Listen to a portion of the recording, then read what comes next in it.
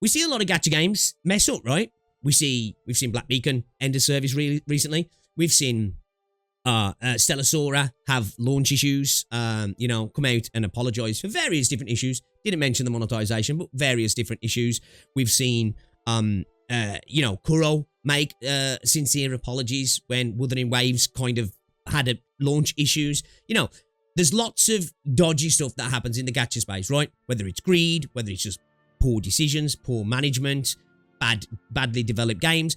But we do see a lot of companies at least attempting to take responsibility. Some do it better than others, right?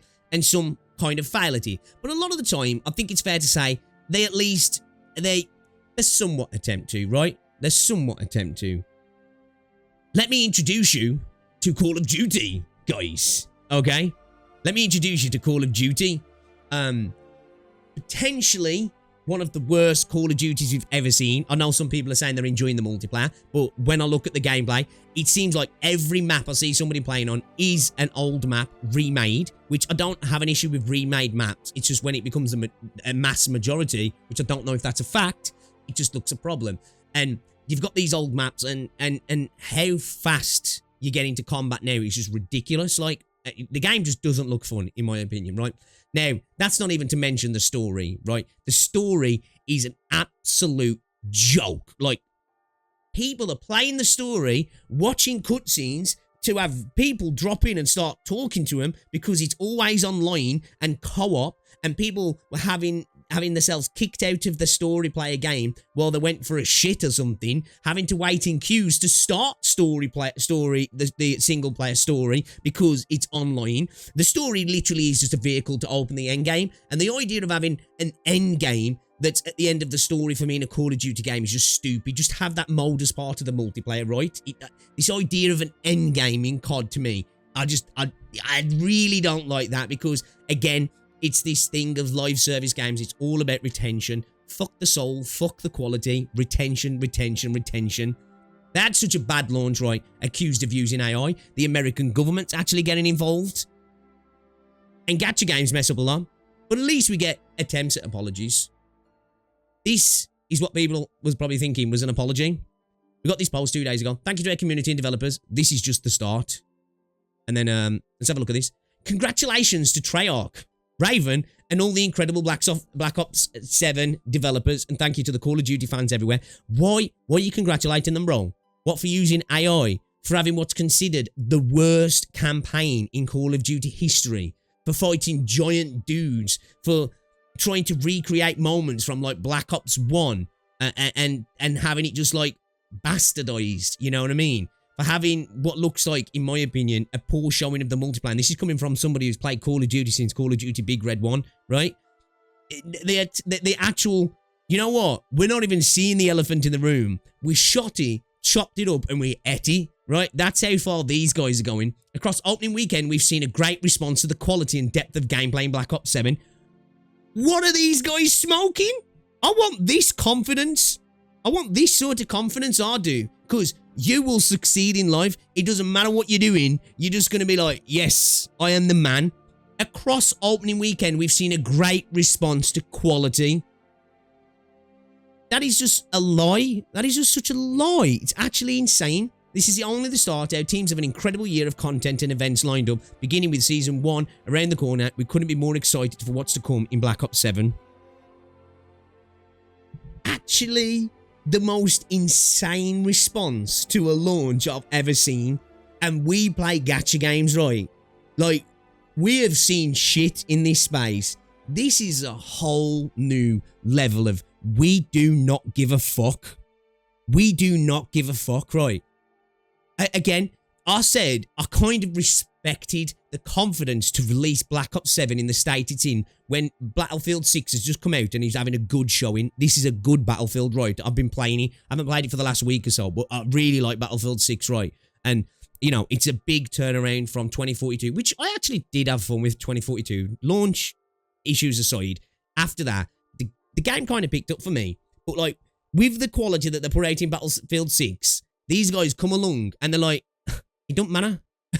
We'll shit in your shoe and you'll still shake our hands, right?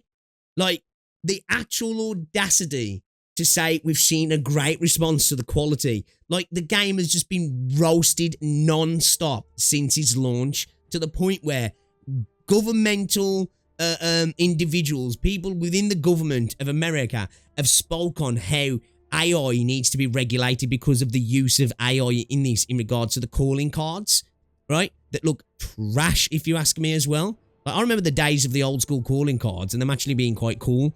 Like, the calling cards in this game, ridiculous. And to come out here with that level of that level of swagger, I guess, man. I hate it, right? But there's that part in me that's like, I kind of respect that. I don't care. They've got fuck you money, and they've basically just said to all the fans, fuck you. Right? They literally just said that. Then we don't care. Go fuck yourself. Thanks for saying the game's great. Literally knowing this is a politician's response, this is, right? This is a politician's response. You know, when they're absolutely getting annihilated in the polls, yet they'll still come out and talk about how people appreciate the changes they're making, and you're sitting there going, brother, what the fuck are you talking about? We all see it, right? We're literally seeing it happening right now, and you're telling us, nah. That trust me, that's not happening. Actual insanity, man. Actual insanity. When I saw this last night, I was like, I've got to talk about this on stream. It's not Gacha, but I suppose it's Gacha adjacent when we talk about, like, you know, the mess-ups of developers. But I was just like, I can't believe this. I genuinely can't believe this. It's actually crazy. Actually crazy. But yeah, fuck Call of Duty, fuck Treyarch, fuck Activision, fuck Microsoft. You know, Microsoft took over Activision, yeah. And, like, it's got even worse under them. Like, this is the most corporate slop ever, isn't it? The most corporate slop ever. And, like, this game prints cash. You know, we talk about printing cash in the gacha space, right? This game prints fucking cash.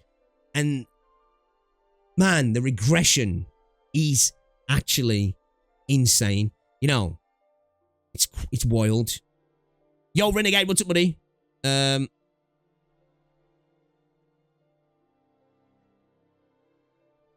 I mean, it's old Call of Duty. What happened to the historical recreation? I'll take that other side. Yeah, right. All I can say is get what you buy. There's no shame to refund. Apparently, loads of people have been refunding as well on Steam. That's one great thing about Steam. This day and age, didn't expect any decency to cover in the Korean War, considering how prominent China is in these days. Yeah. Yeah, man. I remember playing Call of Duty Big Red 1. I remember World at War, man. Black Ops 1, you know. Like Modern Warfare 1, 2, and 3. Like, oh, great fucking stories. Set pieces that, like, oh, man, were so cool.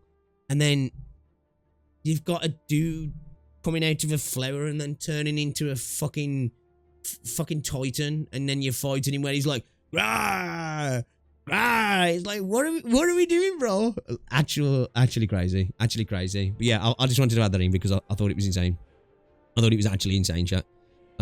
Wild scenes in the Call of Duty. The Call of Duty situation is crazy.